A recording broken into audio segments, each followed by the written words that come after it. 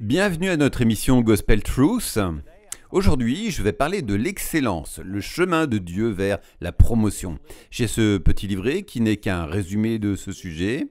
Nous vous l'offrons gratuitement. Je suis enseigné ce thème sous forme de livre que j'ai écrit il y a quelques années.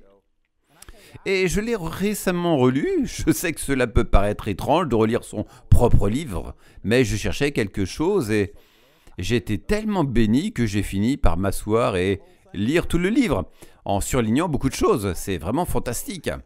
Donc, je vous encourage à l'obtenir. Nous avons également des CD, des DVD qui ont été tirés d'un enseignement que j'ai fait sur ce sujet, et nous vous offrirons tout cela en fin d'émission. Nous demandons une donation pour le livre. C'est à vous de voir. Nous aimerions vous demander de donner quelque chose. Ce livret est complètement gratuit. Nous en distribuerons entre 50 000 et 70 000. Et si personne ne donnait, nous ne pourrions pas le faire, mais nos partenaires sont très généreux et nous voulons simplement partager cette vérité car je crois qu'elle vous sera bénéfique.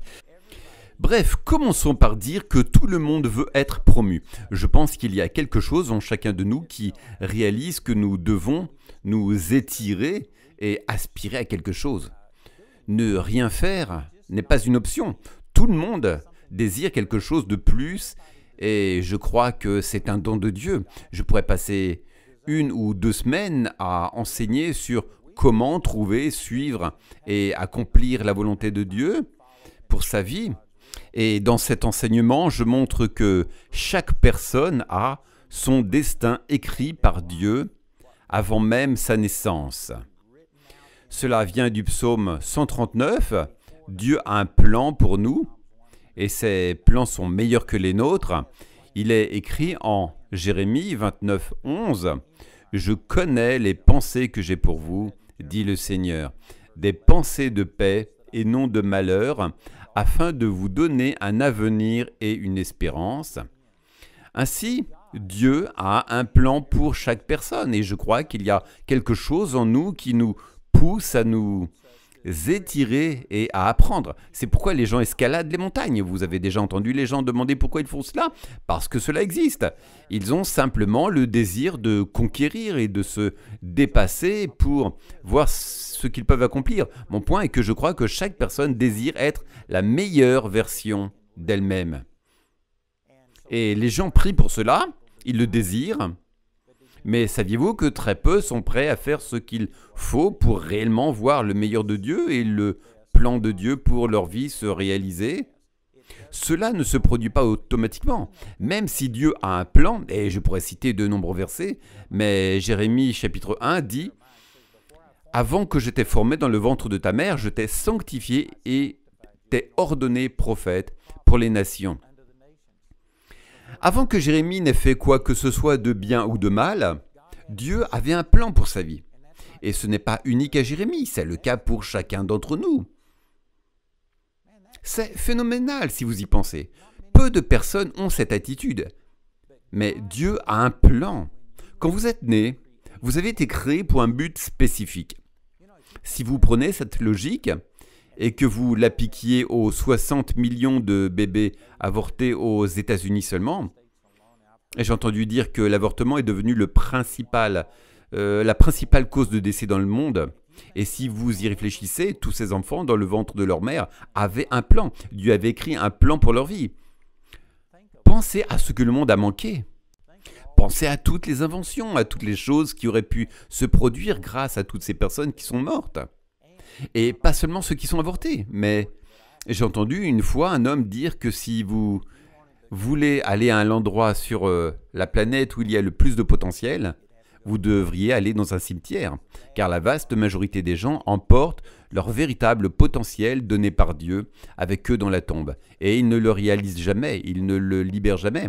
La vie est difficile, nous vivons dans un monde déchu, et Satan nous combat. La plupart des gens se contentent de survivre au lieu d'essayer de devenir la personne que Dieu veut qu'ils soient.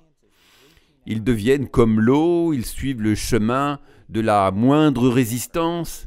Ils descendent toujours au plus bas niveau et font ce qui est le plus sécurisé au lieu de faire ce qui est le plan de Dieu pour eux.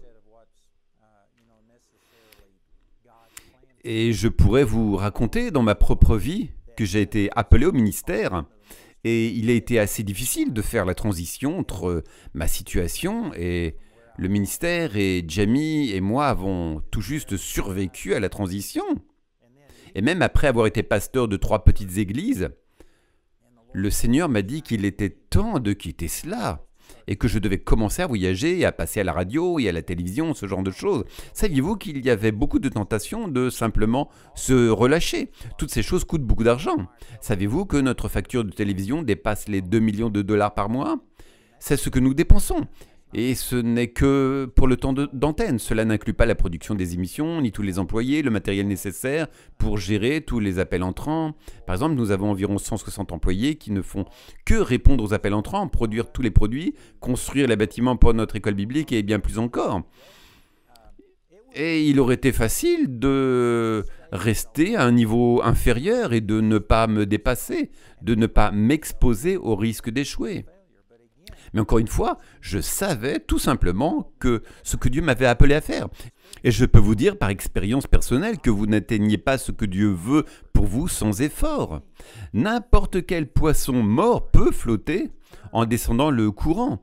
Mais pour se retourner et remonter le courant à contre-courant, pour prendre des risques, faire des choses parfois au lieu de simplement céder à la peur et suivre le chemin de la moindre résistance, je vous garantis que cela demande des efforts. Je dis tout cela pour introduire ceci. Je crois qu'il y a en chaque personne un désir de quelque chose de plus, ou on pourrait l'appeler un désir de promotion, que ce soit dans une entreprise, dans votre mariage ou dans votre influence. Nous savons qu'il y a quelque chose de plus. Je viens de revenir d'Angleterre et j'ai invité les gens à prier. Combien de personnes ne savent pas avec certitude quelle est la volonté de Dieu pour eux? Ils espéraient simplement qu'ils la suivaient et voulaient la découvrir. Ils voulaient engager leur vie et découvrir ce qu'était la bonne, acceptable et parfaite volonté de Dieu. Et j'ai fait une invitation et sur 1500 personnes, il y en avait au moins 1000 qui se sont levées, disant qu'elles n'étaient pas sûres de faire ce que Dieu voulait qu'elles fassent.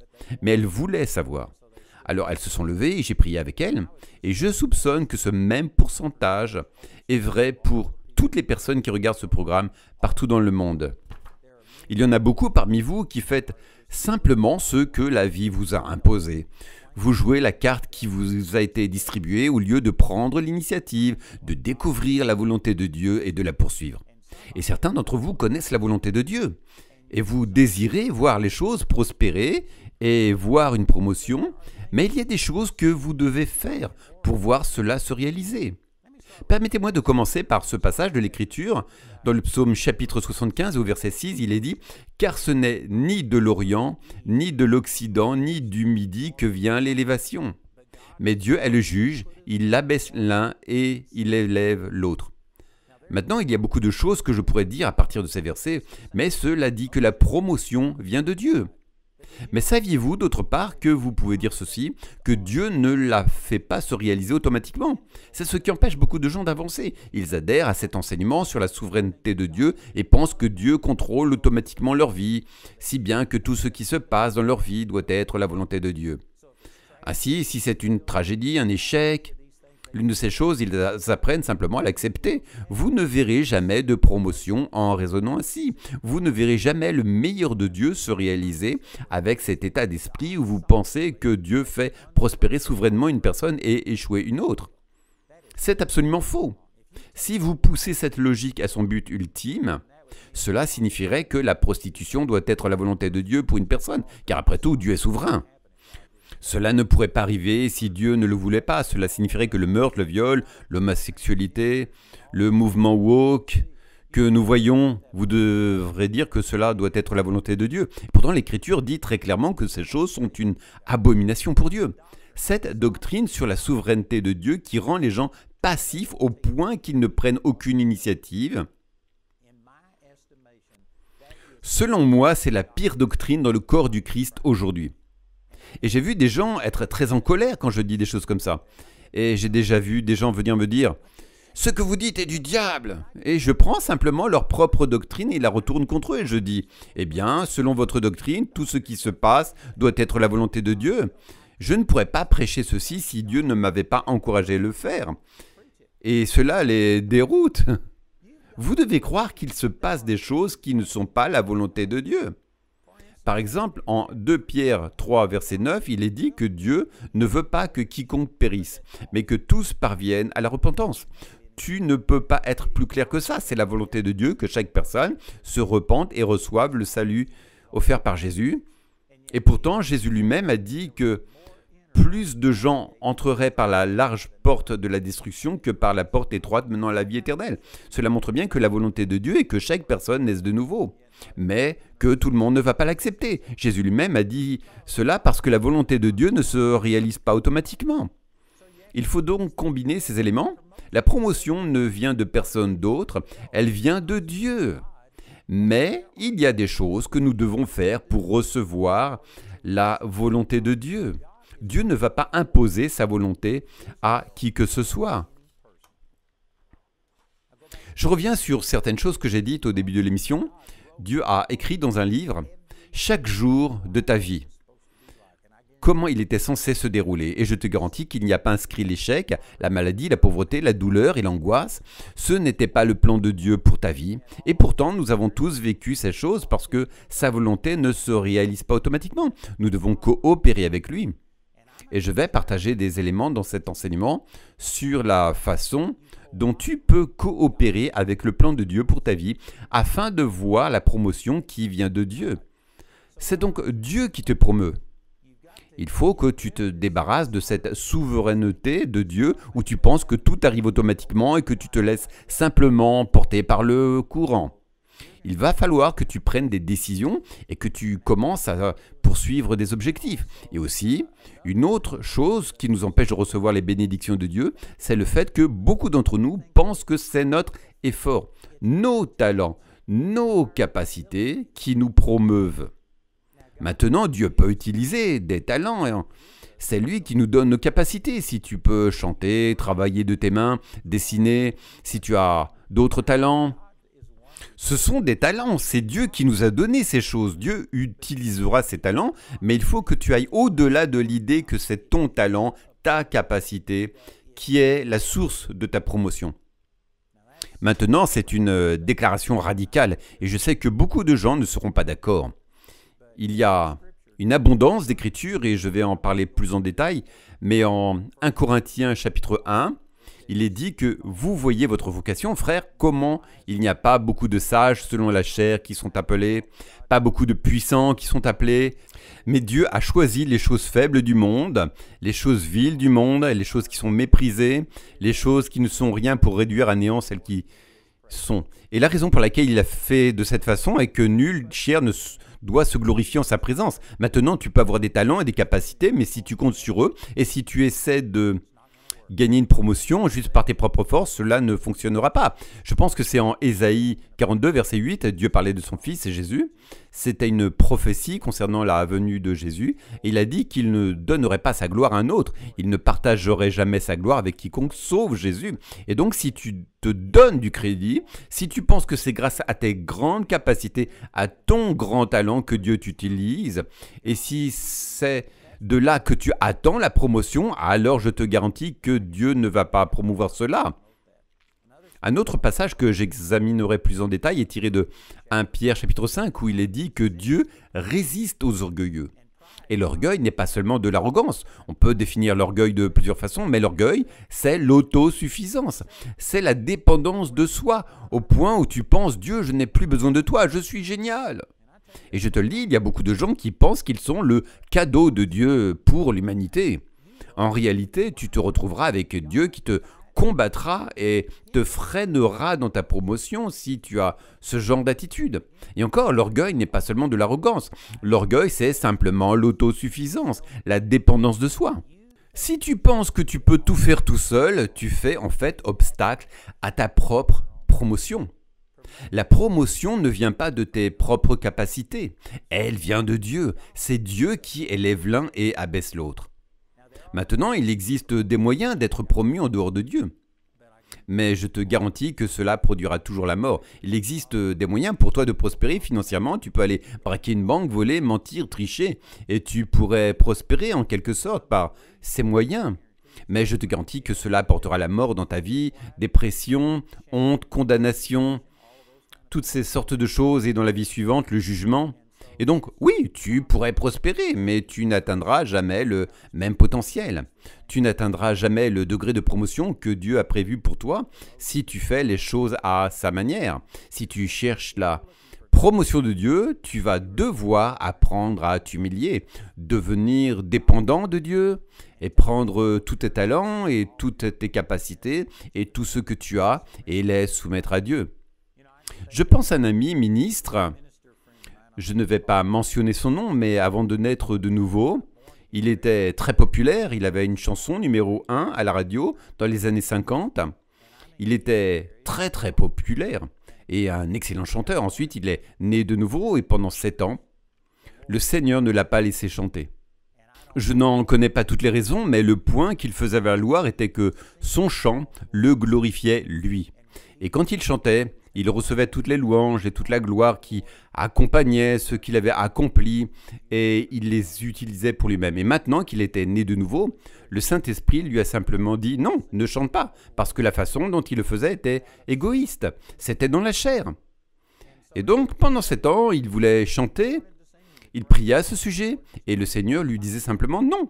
Finalement, il est arrivé à un point où il a dit à Dieu « Je vais m'abandonner à toi. Si tu ne veux jamais que je chante à nouveau, je ne chanterai jamais, si c'est ce qui te plaît. » Il en est venu à un point où il ne voulait plus faire quoi que ce soit qui ne soit de lui-même. Et quand il a finalement abandonné et dit « Dieu, je ne chanterai plus jamais si c'est ta volonté », dès qu'il en est arrivé à ce point, Dieu a dit « Maintenant, tu peux chanter. » Et il chante tout le temps maintenant, mais il l'utilise et donne toute la gloire à Dieu. Donc, tu dois en arriver à la fin de toi-même, et si tu es une personne vraiment talentueuse, ça va choquer certains ce que je veux dire ici. Mais écoute ce que je te dis.